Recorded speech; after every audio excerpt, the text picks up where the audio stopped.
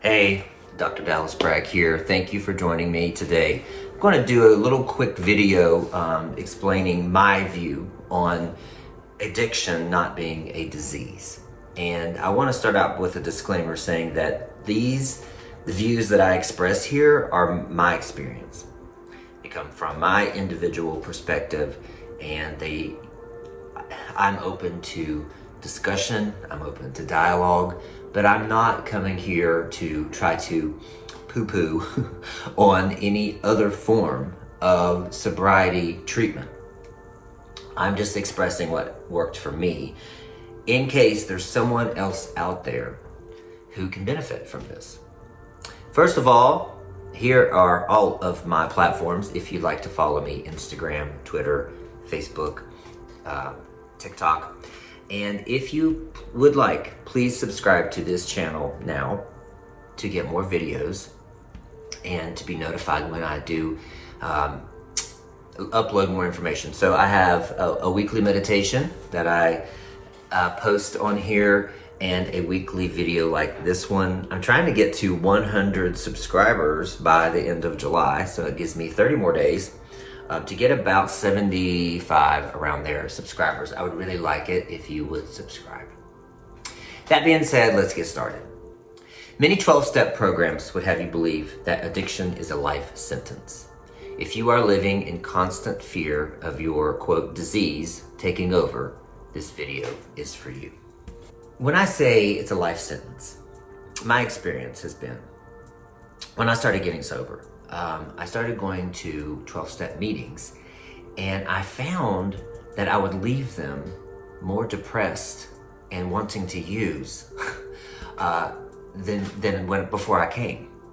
And I didn't understand why, and I kept hearing people refer to their disease. You know, this week my disease really got to me. This week, my disease was hard on me. And when I was sitting around and listening to the shares, I thought, is this what sobriety is like? Is this what I'm going to live with for the rest of my life, is fighting some disease every single day and then lamenting about it in a group of people once a week, talking about how hard it is? I just couldn't accept that. Not to mention, I had a real problem with saying at the beginning of every meeting, I am an addict. I am is probably the strongest declaration, prayer, and affirmation you can make in the universe. So by saying I am an addict, I'm asking the universe to please keep me there. Please keep giving me evidence that I am an addict. Please give me barriers and keep me where I am, because I am an addict. For me, it just did not sit right with me. Hearing my disease felt like bypassing the healing work of accountability. What I found was that for me, it felt like I could blame an outside, an external source for my behavior. If I could say, well, that was just my disease, then it let me off the hook. And then I could be with like-minded people who also were not taking accountability for their daily decisions. Shifting my perspective, I created my own healing journey. I decided to go on my own journey. I decided to figure out how, if there was a way that I could live free from cravings, that I could live a life of sobriety without having to think about whether or not I use every day. And how can I live a life where drugs wasn't like the first thing in my mind all the time? Here's a few things that I did. Awaken the imagination. Anchor into the vision of your new life. Dream big to create every aspect of your new identity. Feel the emotion of being that person. What I discovered was the power of imagination. And what imagination really is, if you'll go there with me, is clairvoyance. When we imagine an outcome, that creates a reality. It puts into motion universal forces that will create that scene and create that vision. It's manifesting. So the problem is the difficulty, the barrier that a lot of people have and that I had was imagining what life could be as a sober person. Because where I felt most comfortable, and to be honest, where I was the most seemingly happiest, and was as an active addict of crystal meth. That's the life I knew. That's the life that I kept saying to myself during my addiction, like, I finally found who I am. This is just who I am. I fought it all my life, and this is where I'm happiest. And I made myself believe that.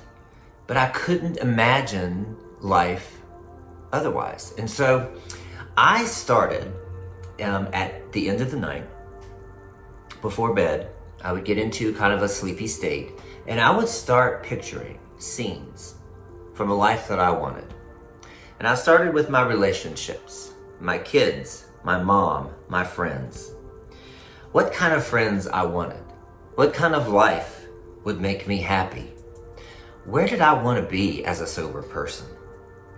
And what kind of job did I want? What kind of income? What would make me feel the happiest? And so I would create these scenes. I would feel the emotion of being in that scene. And I would hear the conversation, smell sometimes, taste. I would really, as much as possible, go into detail in my imagination what I saw my life being. And it might sound cuckoo, but it began something in me that started on that journey. Things started to fall into place. It was a slow process, but now I had a vision, a North Star, something to work toward, something that I could return to. And during the day, if I did have a craving or I was feeling down or hopeless, I could take myself back in my imagination to that scene, feel the emotion in my heart, and it would just bring my nervous system back. My mind honestly thought that we were there. So my anxiety would dissipate. And I might have to do that like 2 or 3 times a day, but I had to do it as much as possible just to keep myself balanced and level. Awaken the belief. Allow emotional triggers to occur without suppressing them. Triggers are guideposts to reveal your underlying beliefs. Your beliefs are driving your addiction. What I figured out was, getting rid of the substance was the easy part. Because when you get rid of the substance, then you're just a raw nerve. And I do believe that structured weekly, daily meetings like the 90 and 90, they are helpful when you're first getting sober to give you some type of anchor, some type of structure in that buffering transition. So there is a place for that. But for me, I had to figure out what led me here. It wasn't the substance. It started way, way back in my life.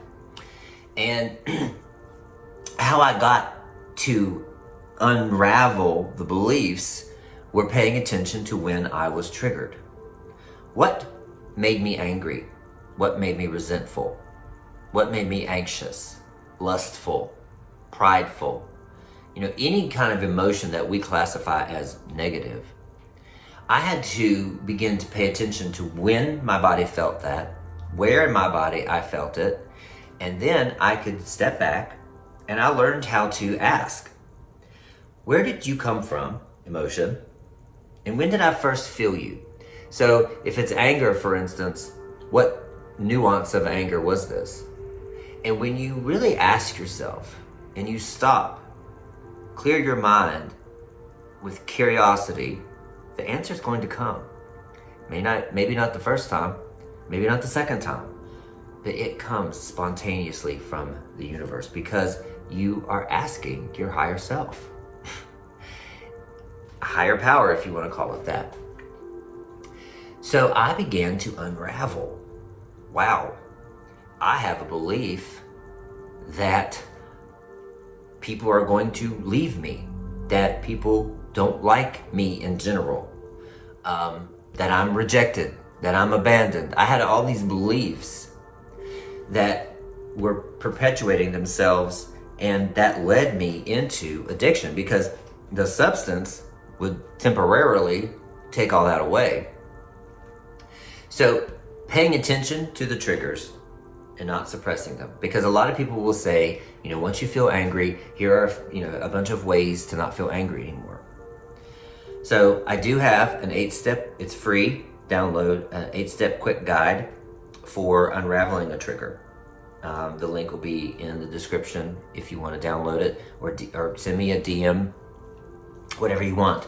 But this is a compilation of how I was able to unpack triggers, to uncover the beliefs behind them. Those beliefs were driving my life.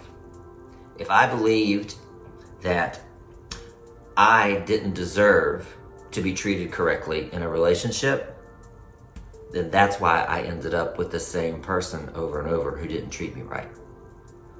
It's not that you explicitly state it, it's that it's implicitly running in the back of your mind based on some traumatic event or some underlying core trauma that's been happening through your life.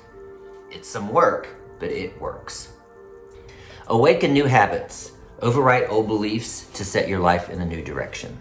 This happens one micro change at a time. Respond differently to life, and you'll have a different life. So this is what I call overriding. So when you discover what your beliefs are, that's great. And I suggest not spending a lot of time on the cause, because for the most part, it's going to be family members, mom and dad, it's going to be whatever happened as a child that created these beliefs. That's all in the past though. How do we overwrite that belief? And one thing to do is to respond to your trigger in one different way each time. So for instance, if you received a text from someone who triggers you, instead of texting back, don't.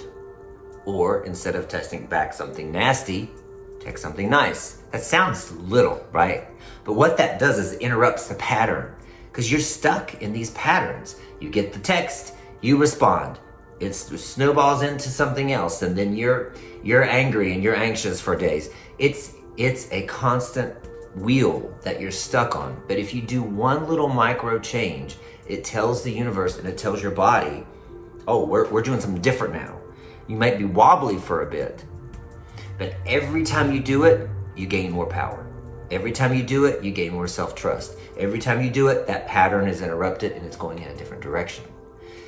The point of it is that you have to do something different if you want different results, if you want your life to go in a different direction. Awaken the mantras. Write mantras to repeat all day, every day.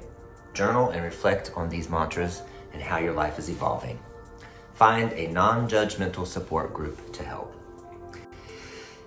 In my case, mantras were so helpful. Very simple mantras. Mantras that resonate with your heart. So for instance, one of mine has been, I am in control. 4 words. I am in control. I am in control. I'm in control. I repeat this and I repeat this and I repeat this. And when something comes up, maybe it is a craving, or maybe it is a nasty text, whatever the trigger is. Maybe it's food. I'm in control. Because ultimately, you are in control. The only thing you can control is yourself, right? So there's something about saying these mantras over and over. And I go back to the I am. I am is a declaration. It's a prayer. You're calling out to the universe and you're saying, this is who I am. I am in control. And you may not believe it at first, but you just continue to say it. Some people say fake it till you make it. Some people say be it until you are it, right? Just say to yourself, I am in control. And little by little, you'll begin to see evidence of that. Because if you think about this, you're on a momentum of years of the same, right? The same programming, the same patterns. To change that momentum is like turning the Titanic. It's very slow. It takes patience and consistent daily action. The urge to use the substance can go away. Dig deep to identify, heal, and overwrite old programming. There is freedom available to you. you can live without constant fear of relapse. Addiction doesn't have to be your identity. I want you to embrace your brand new identity. It doesn't include a disease. It doesn't include fear every single day of losing everything through relapse. It doesn't include self-hate or hopelessness. It includes growth, self-love, reconciliation, accomplishments, contentment, peace, love, empathy, joy. It might be hard to imagine that you can have all those things, but if I can, you can. That being said, I just want to thank you for listening to this video. If you have any questions, comments, please put them in the comment section. Send me a DM. I would love to talk with you. I am a life coach now. I do have sobriety clients. If you'd like to talk with me and get started on your sobriety journey and living disease-free, I do offer a free coaching session just so we can get to know one another, just so you can kind of see what my style is. I use a lot of meditation.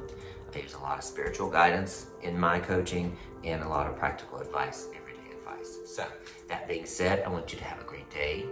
Peace to you.